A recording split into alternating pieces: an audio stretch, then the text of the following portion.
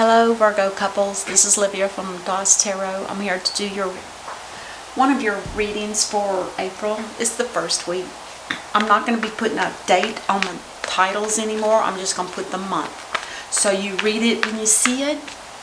I hope that you guys are also, that are subscribed, that you also hit the notification button so that when I do post, you'll get a notification that tells you that DOS Tarot has posted a video. And then you can choose that one or not. If it's not for you, then just wait till the next posting. I usually post 2 videos at a time. Okay, the first card just fell out for you for couples, and it is the 7 of Pentacles.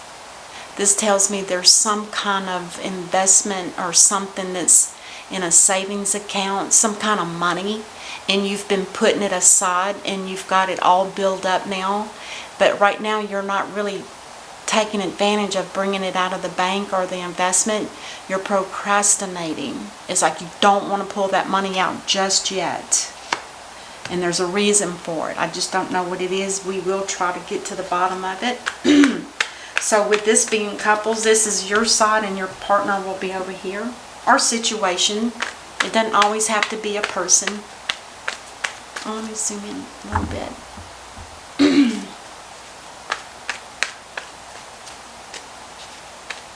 So what else? 7 of Pentacles. It seems to me like money is a big theme for you, because this is your overall theme for your reading, money. Something to do with money and investments or savings.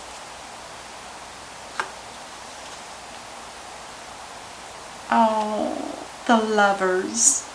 There may be a new love in your life, or this is someone that you're with now that you love deeply. The Lovers here to me is a couple that have been brought together by the divine, like a soulmate connection. And there's a lot of similarity between the two of you. It's just a connection that was just meant to be. It's divinely put together. Beautiful energy. Oops. The Ace of Wands in reverse tells me that there's a lack of passion here. So you may be in a soulmate connection, but you're just not enthused with it. Usually, a lot of times when I see the Lovers, I always consider it more like 2 people that are married instead of the 2 of Cups. That's more like a romance. This is more of a marriage, because it's divinely put together. But for some reason, there's not a lot of passion from your end of it. It's like you're not enthused. It's like putting out a flame. And over here for your person, oh, you've broken their heart. Look at that. The 3 of Swords. This is somebody that has a broken heart, a heart that hurts and aches because they may in their own way know that you're not really into them anymore. You're not interested in the connection. And it's this person, it's raining in the background, which is basically saying that this person has a lot of tears. They cry for you. They hope that the 2 of you can stay together.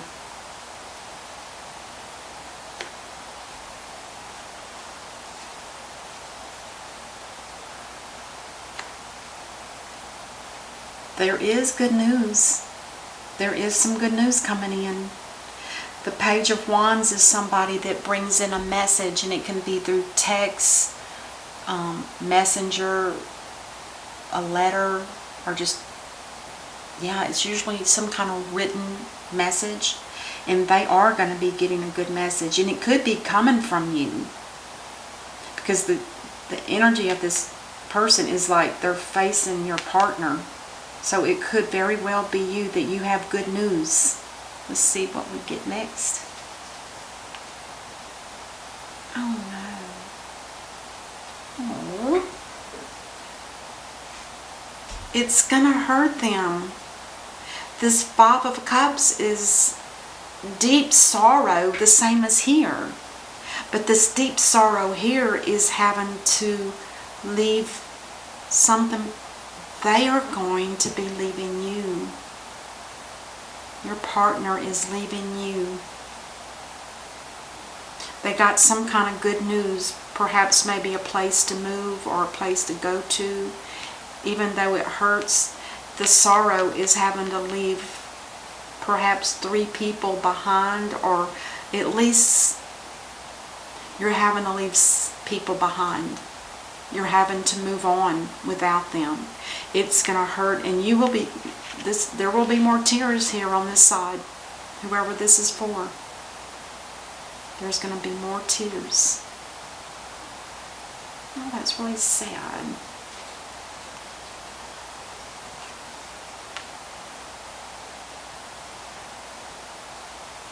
Now the 7 of Wands tells me that there's somebody here, and this card is for both partners. The 7 of Wands is somebody that stands up. They stand up for themselves, and they're protecting either themselves, or they could be protecting people that aren't able to stand up for themselves. That's called an advocate. This could be an advocate trying to protect something that's very special to them. There is a door behind this person, and it's like this person with the wand, he's not letting anybody in. He's not going to let that door be opened so that what's behind it will be hurt, or it could be children, to be honest. Even when I see this 5 of Cups, there's 2 cups that are still upright, which means you do have support somewhere in your life. There's people that support, that at least 2 people that support you. But the 3 cups here that are spilled over, that tells me that these are the ones that are really making you sad and cry. I always say it could be like children, or if it's a, if there's a marriage here, it possibly could be 3 children. Could very well be. Not necessarily, but. And I think the both of you, because remember, the cards that I lay here and the one here, that's going to be for both of you. I'm going to separate these a little bit. And it could be that you're both concerned about the child or the children that are going to be hurt by this divide. Because somebody's really, they're really already thinking about how that's going to feel when they leave. They've been hurting for a while. They got some kind of good news. The news could have been that, somebody's inviting your person to come and stay with them for a while. And there's a lot of sorrow. And over here, you've got some kind of financial issue. And I don't say an issue in a negative way, but you've got some kind of financial money to back you up if this happens. But you definitely are both concerned about the children. Or protecting something. Let me put it that way. I'm not going to say children. Both of you are definitely here to guard and protect something. Whatever it is that's behind that door. And then the last card here. The Queen of Wands. Now, the Queen of Wands is somebody that is ruled by Pisces and Aries. There's a lot of water and fire. That seems to me, it's like when you put water and fire together, there's like that hissing steam, that kind of energy. This is somebody that's very passionate, somebody that's very creative. They are very aware of who they are. There's intuition here, and this person also knows how to manifest their soul's desire. And more than likely, it's the feminine, whichever side that is. And on the bottom of the deck, is that all on the screen? The bottom of the deck here is somebody here wants to be single. I'm going to put it over here. This is the 9 of Pentacles. This is a single female who wants to be single. They're not interested in marriage. They just want to be able to financially support themselves. And it could be a masculine or a feminine, because it's a minor card. Just because it shows a feminine, it could also be a masculine. So be aware of that. All right. Excuse me.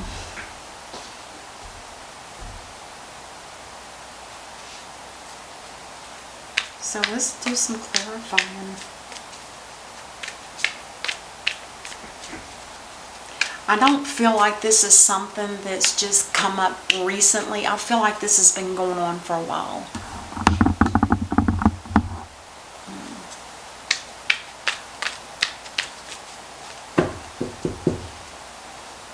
Let's clarify these two.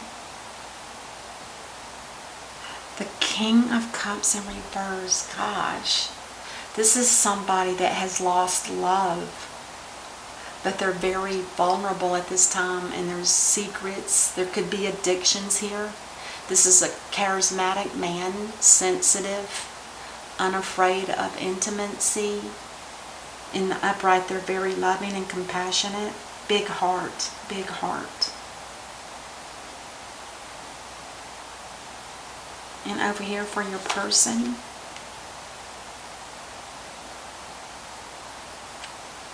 either they're drinking to wash away their sorrow, or they're very, in a way, in their own special way, they could be very happy because it's a relief of a situation that doesn't seem like it was supposed to last.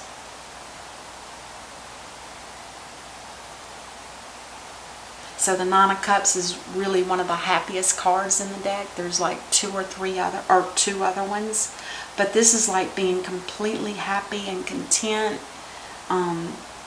having everything they need. Their wish has come true.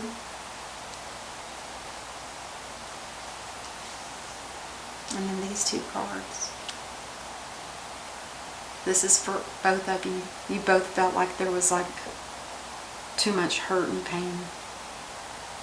Always call the Ten of Swords like a near-death experience, because there's actually one more level of this Ten of Swords, and that's when it goes in reverse, which will probably be the actual action that is taken when if there's a separation that does come through, or divorce, either one. I don't see a marriage card, but I can feel the energy here, and with this Lovers here, it automatically is a marriage. Let's clarify this Seven of Wands. Why is this energy here?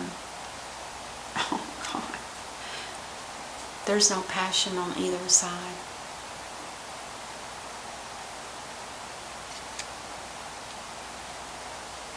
And you guys are you're not going to change for one another. It's like saying this is a dead end. Let's clarify the Nine of Pentacles. Oh, somebody here is going to be looking for love. Usually this is for the person I'm reading, and I usually have it over here, but I see my screen's not set up right. But this is somebody that's actually looking for love. Not anytime soon, but they know that there's love out there for them.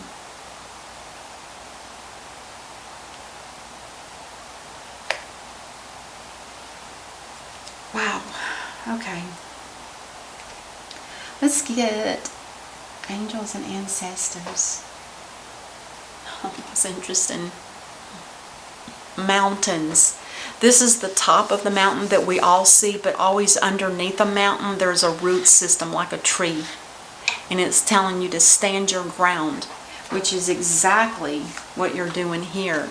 And it has something to do with protection, either for each of you or for other people that are involved.